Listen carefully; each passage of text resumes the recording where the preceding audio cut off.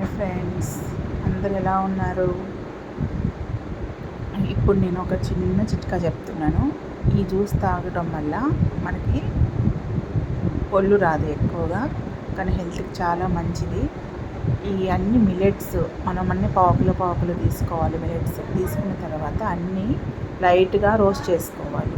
మరీ ఎక్కువ కాదు, లైట్గా రోస్ట్ చేసుకున్న తర్వాత మనం ఇంట్లోనే బరక్గా, ఎక్కువ కాదు, ఎక్కువ పిండి పట్టుకోకుండా లైట్గా బరక్గా పిండి పట్టుకోవాలి. పట్టుకొని చూడండి నేను ఎలా పడుతున్నానో. ఇప్పుడు అరికలో వేస్తున్నాను. అలా బరగ్గా పట్టుకోవాలి. పట్టుకున్న తర్వాత అవన్నీ కలిపి ఒక దాంట్లో స్టోర్ చేసుకోవాలి.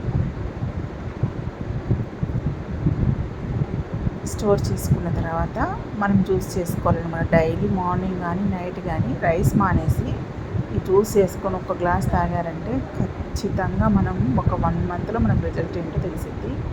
కంపల్సరీ చేసుకొని తాగండి ఫ్రెండ్స్.